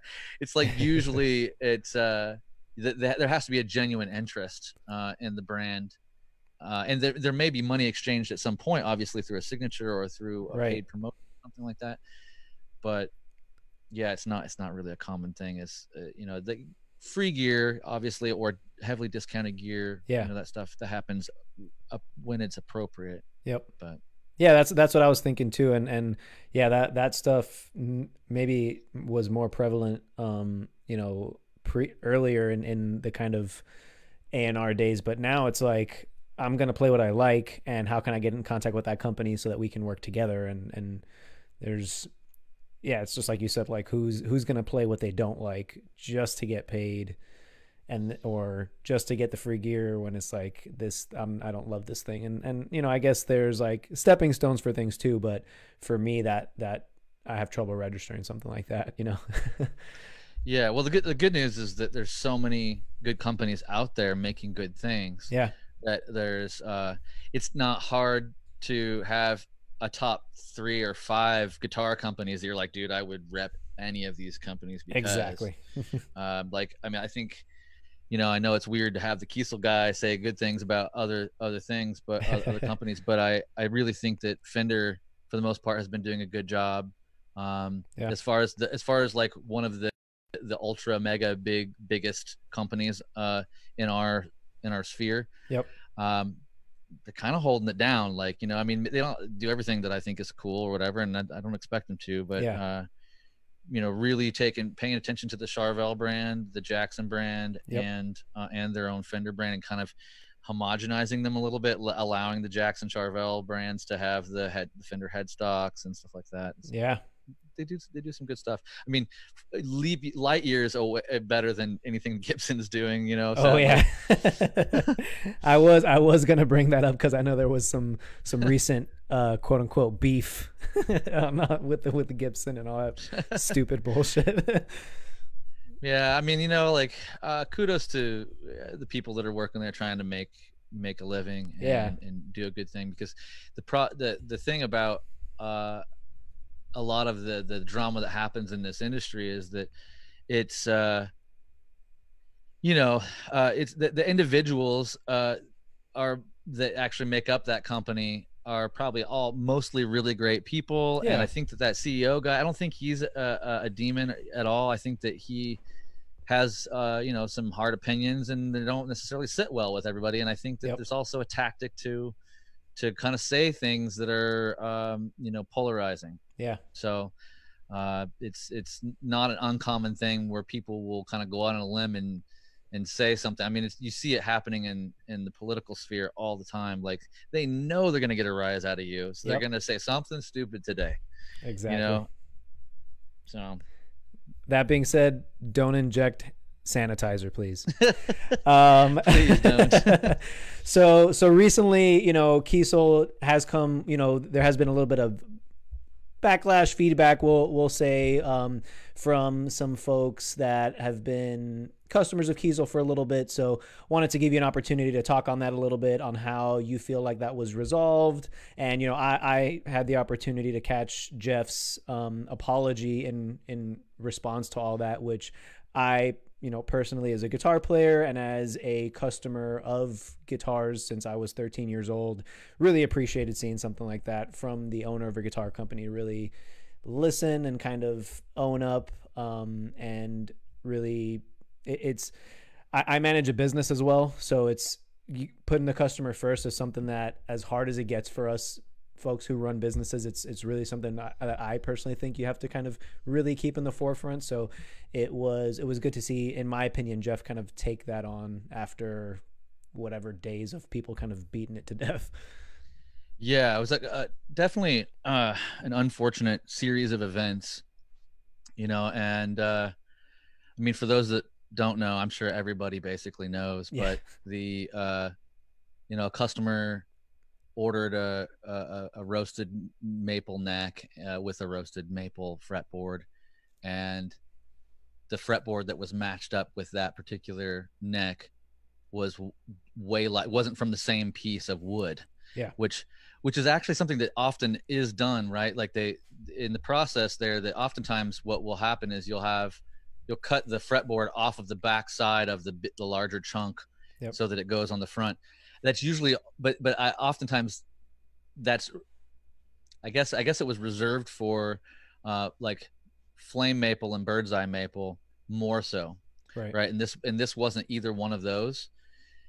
And I don't know whose call it was, or to put that, to match that board with that thing, but technically it was a roasted fretboard, but like, it just wasn't a good match. Right. And I won't defend Jeff's actions around any of that. I know that he's been under a lot of stress and a lot of duress. Like, I think a lot like you were describing, like, hey, when things are kind of crazy, I just fill up the schedule. And he went whole hog, man. Like, he started doing like 15 hours of live sessions a week. Wow. And because he didn't I don't think he really comprehended it, especially, I mean, he's now in reflection mode, and seeing how that all took a toll. But he just he dug deep, and he thought, oh well, I'll do my best to keep people's attention off of the boredom of being home, or the worry or the stress of like maybe losing their jobs and stuff. Right. And we'll do more content. Like, I think within the first week or second week that we've been quarantined, he launched like 3 different new contests. Like, there was a drawing contest, a new solo contest, and like something else contest, like a photo contest. And he's just trying really hard to stay relevant in a time when it seemed like that anything was possible. Like they might have to shut everything down tomorrow. Yeah. And so I think through the stress of that, of putting himself under like a mountain of extra stress, it was easy to dismiss this situation. Yeah. But sadly, I think it came up, and he kind of pumps himself up a little bit for lives, and and he has a good time, and he's like, fuck yeah, this and that, oh no, man, I'm not doing that. Like, if you want to the girls to look at you, you'll get this sparkly thing. All right, cool. Who's buying this like cool new top? And like, he's kind of like, he's just having fun, like being a mover and shaker, promoting his brand and being accessible to the public. Right. Which totally, that's part of his secret of success, right? It's like, long before a lot of other people were going live and doing that, he was kind of on this train early on. Yeah. and that's part of how he's been very successful. Now the flip side, as you know, like when you burn the candle at both ends, man, like you're bound to crash. Yep. And his apology kind of speaks for itself. I don't want to, like, put words out there for him, but like the thing about Jeff is that I know him pretty damn well. I've known him for quite a few years now, and he really does mean well. He has good intentions all the way around. He's a family guy, and he's grown up in a really interesting environment. You have to imagine that too. He's third generation, right? Third generation guy. It's in his blood. It's been there since he was tiny, and he's super passionate, and too, and he will admit that he kind of takes things maybe more personal than he probably should at times. Yeah. And so that then causes a little bit of a reaction. And then like when he's, umpteenth hour into a live, and and somebody's like, yo, like, I don't like my thing, and he's like, man, be a man, and it's like, oh dude, Jesus Christ, like, don't say that, but he looks back and he's like, oh man, I shouldn't, of course I shouldn't have said any of that, but like, I was just like, I was ripping it up. I was trying to get my lives done and keep moving. And secondarily, he shouldn't be looking at the comments. He shouldn't be doing that. He shouldn't be dealing with customer service stuff on a live. And he knows that. And he's like, man, of course I shouldn't be doing that. What was I thinking? Like when the morning of the apology, like we talked, and he was just like, I know, man. I know. I know. Like before you say anything, he's like, I fucked up, and I can't believe it, and he's so genuinely like bummed about his own actions, that I was like, well, man, that's all you gotta. I think you just need to communicate that. You need to say, like, look, man, I'm human. I didn't really realize that I was dealing with so much anxiety, and which, I think he still will unpack that for a while. Yeah.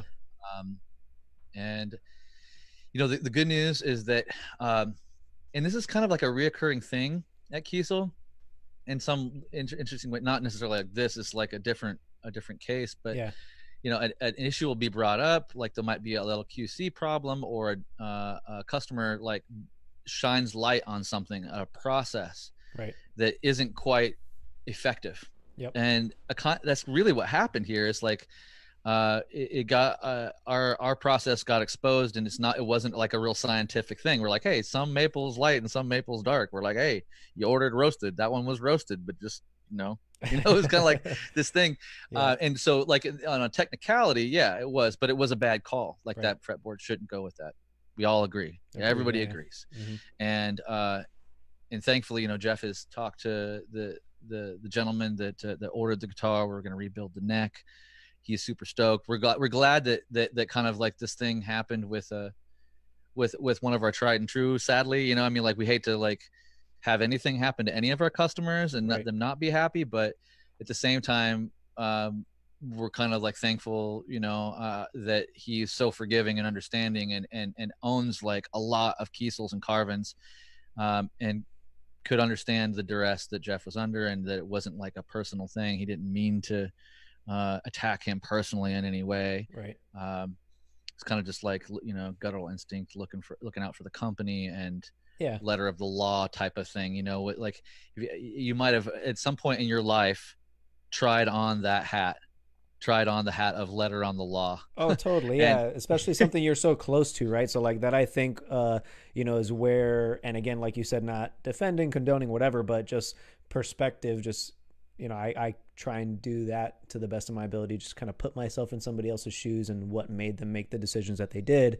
Like you said, he's third generation. He's in the operation every single day. Like he's as close as you can possibly be to it. And then also he has become the face of marketing, which what other guitar company can you name that basically the owner of the company is also the face of the marketing for that company? So it's bound to happen where feelings get involved. And again, it's a family company. So obviously certain things are going to feel personal at times. And I think I can definitely relate to it in the, as silly as it is, into the marijuana biz, right? Like we sell our own special strains and that you can't get anywhere else. And we get a patient that says, hey, this strain, I didn't like it because of this and this and this. And your knee jerk instinct is like, well, we have the best shit around, so you're wrong. And it's like, but you know, certain things aren't for everybody. And obviously you want that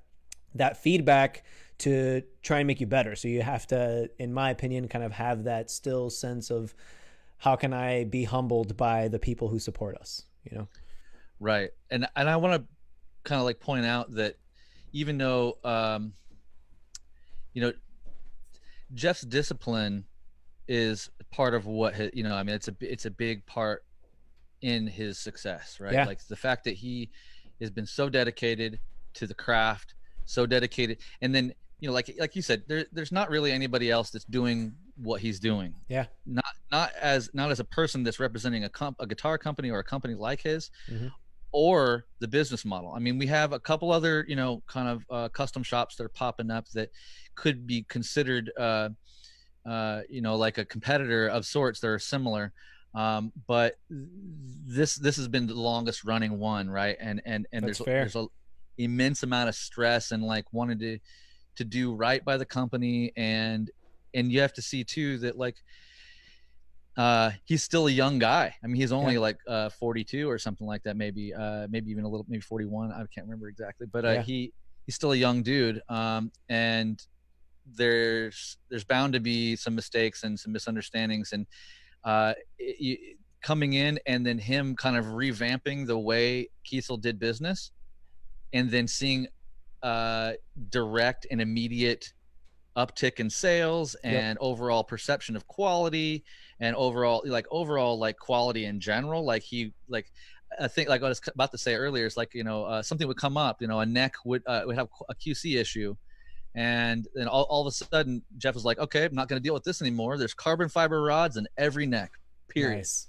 Right. Like, and he's like, we're not messing around. I don't want to deal with that ever again. Yeah. And I'm like, hey, that's a great move. Like, he's like, yeah, it costs us a little bit more. Yep. And I'll have to eventually raise a little bit of prices. But like, you know, I don't want headaches. I want everybody to be happy, and I want these guitars to last a lifetime. So in that respect, you know, we find ourselves kind of here again. There's a, you know, little QC issue here.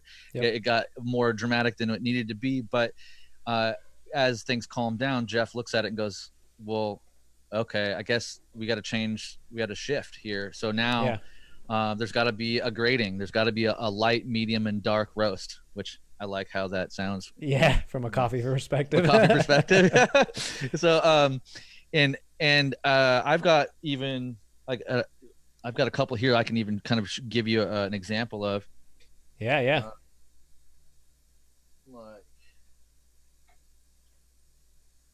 So like this one, this is a Delos. This is roasted maple. It's also roasted alder, right? But this is kind of like a light or medium. You could, if you just looked at this without too much, you might like, I'm not sure. I mean, you can tell about the back. The back definitely looks roasted. Yep. But the front is a little bit lighter, you know. And if you look at the raw, if you don't see it next to a plain maple, then you wouldn't know necessarily. Right. But throwing stuff around. But then this one, like this guy, this is like a dark, like you darker, know that's roasted. You know, there's no like question. Thing is pretty, man.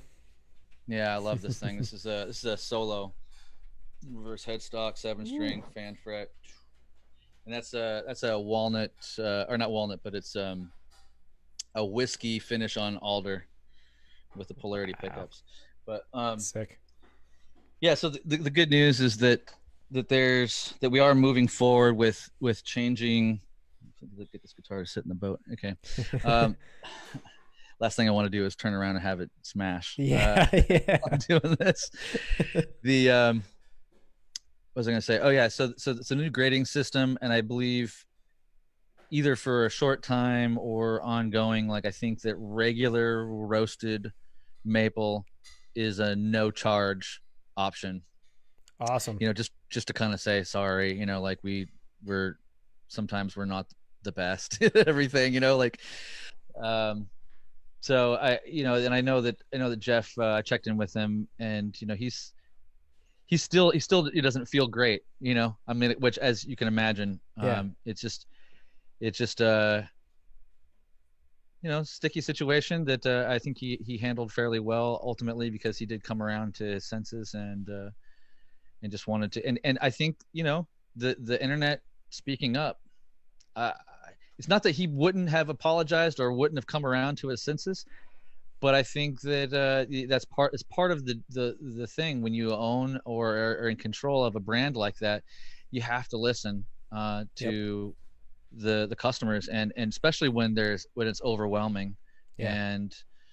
And he said, okay, I hear you, and I'm sorry, like that was out of line, and let me try to fix it. Yeah, that was awesome to see. So when I see Jeff again, hopefully at a NAMM coming soon, I will be happy to tell him as well, and that how stoked I am to see that he did that. Cool, man. So really the last thing that I wanted to talk with you about, for anybody watching again or listening right now who are, their goal one day is to have a Kiesel deal. What does that look like right now? Do you guys have a set criteria, or what are some things that you look for as an artist relations rep to work with you guys? Yeah, sure. That's a good question as well. So right now we're a little bit on hold, just because of this current state. I mean, I would definitely have a conversation with any big name that wanted to talk about things in the interim, but we're kind of in a place, because we have such a stronghold on kind of a metal shred and some tech metal type genres. We're not really, we're extra picky in that realm, and the individuals that we're letting come in there, we tend to want or need like a 25,000, 50,000 followers, type of thing, to make it worth our while. It's like a strange thing where we're not really, it's not that there's always exceptions to be made. There's always exceptions to be made. But because the roster feels full, like in a lot of ways, that Jeff is kind of, we've kind of talked about it multiple times and said, okay, like, look, let's be extra choosy in these areas. Yeah. So most of the exceptions come into other genres and stuff that we're not as strong in. Yep.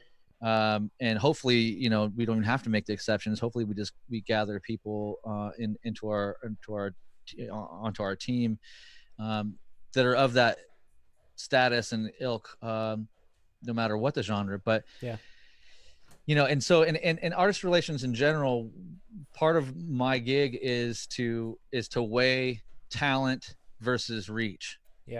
Talent versus reach. Okay. And sometimes the talent and the reach are like, in a kind of a similar place. Yep. But oftentimes the talent is greater than the reach.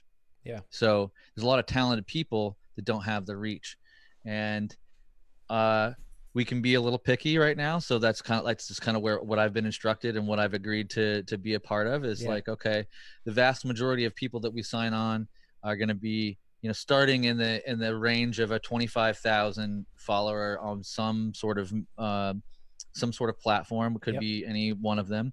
And they have to, and ideally that those are engaged followers, not just bot paid for followers and whatnot. We kind of have to see a track record of interaction with that artist or with their band. And so I don't want to say like 25,000 is the number, because it's not necessarily the number. Yeah.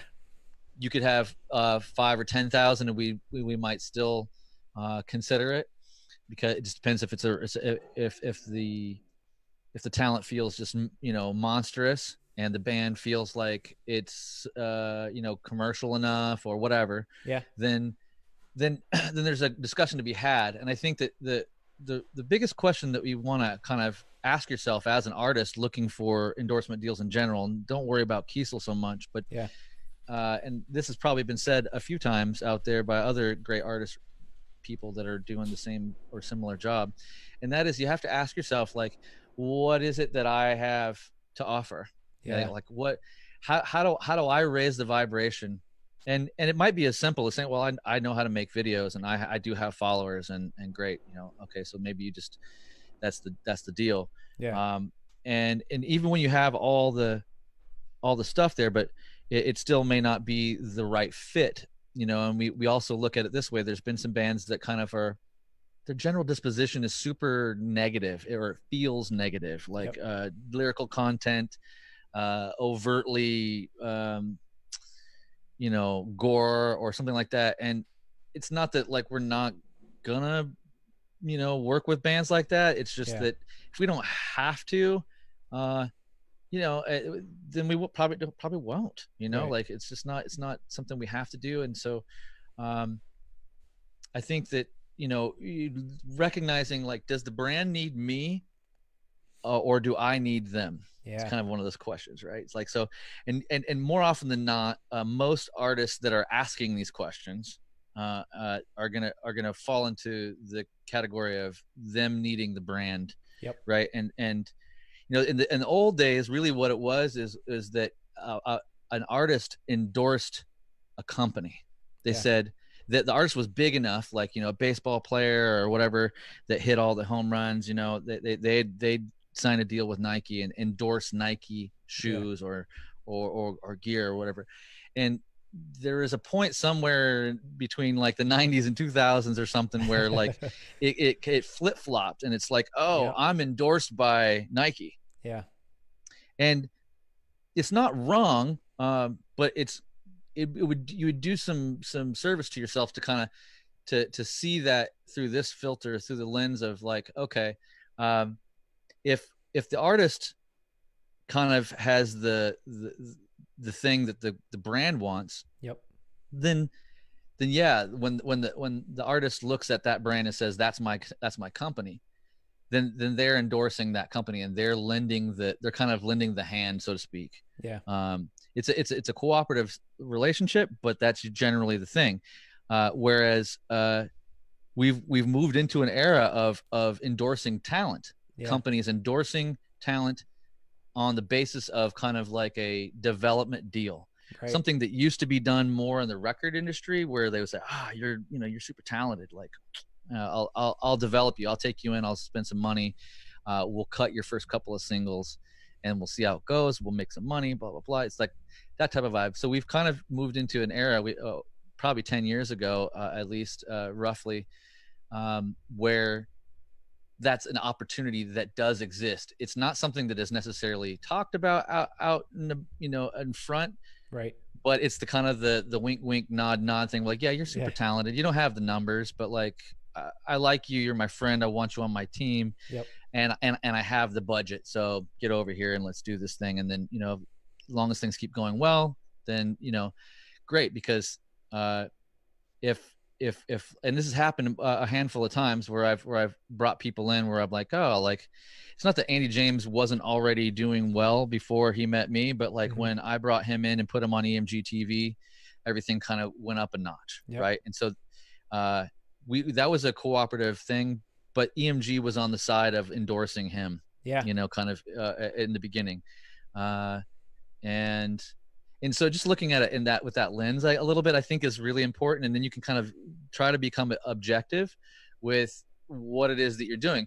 And I think maybe lastly, on that subject, is do your best to not be in a rush to get an endorsement or a deal with a company, because if you're not prepared to like deliver the assets that are generally required, say you do get in, you're like, maybe you have 5 or 10,000 people, but maybe your work ethic isn't up to par, and you're like, not really, you're just like, yeah, like, send me the thing and I'll post about it every once in a while. The brands really do need ambassadors. Like, so the artists need to be ambassadors to some degree, and be willing to create regular content, you know, and if you're not really up to that task, then, you know, it's like really not worth the thing. And if your stuff isn't super quality, then it's probably not worth even trying to mess around with until you kind of raise your own vibration to a certain level that where you feel like you can kind of, you know, fill that need. Yeah. I guess. Awesome. Well, thanks so much for the detail, dude. I think even me having, being a little less green in the game, I gained some insight from that too. So that was fantastic. Chrys, dude, thank you so much for coming on, and I can't wait to be on your podcast. So the Players Pick podcast, if you don't listen to it, follow it, please do. There's a killer new group on Facebook as well that Chrys started that I'm super stoked to be a part of too. Chrys, again, thank you so much for just being such a huge supporter of me and Abiotic and what we've been doing since our first record. And I can't wait to see you, dude, after like all this shit is over. I can't wait to hang and fucking burn one down, man. Oh man, it's my pleasure. Actually, and I'm gonna go burn one down right now. Hey, all right, killer. All right, dude. Anything in parting to the watchers and listeners of today and tonight? Yeah, man. Well, I've already chatted about the yoga thing. So definitely, if you're into checking out yoga at all, look me up. If you have any questions, you can private message me. You can send me whatever. I'm happy to have beginners or newbies in class, and I can kind of answer any questions that might be there. Would love to have any of you come and be a part of the Players Pick podcast community. We have a fresh YouTube channel, so pop over there and sub and check out the new videos that are up. And I guess lastly, man, I mean, it's a crazy world out there, and everybody's going through something. Yep. All right. So, and even if it doesn't look like they're going through something, a lot of times it's your strong friends that are, that hide it well. Right. So, I mean, check on your friends. If you haven't heard from somebody, if it feels like somebody's hiding out, like suicide rates have gone up. That's what I'm getting at. All right. Yeah. And self-care isn't just about the physical. It's about the mental too. It's about the spiritual. And so I guess really what I'm getting at is stay in touch if you can, if you feel called to. Try to check on some folks and, set up some Zoom things with your friends if you're not already doing it. And be kind. Try not to get into too many shit shows around politics. I mean, that stuff is going to like go the way it wants to go. I'm not saying don't be involved, but be nice. Even if somebody's got like an opinion that like you just really can't stand, just don't respond to them. Just be the awesome person and don't respond. Shut Facebook down.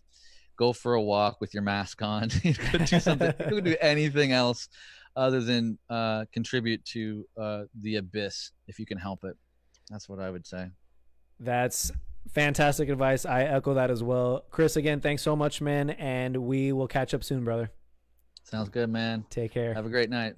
Talk to you soon, John. Talk to you soon, man.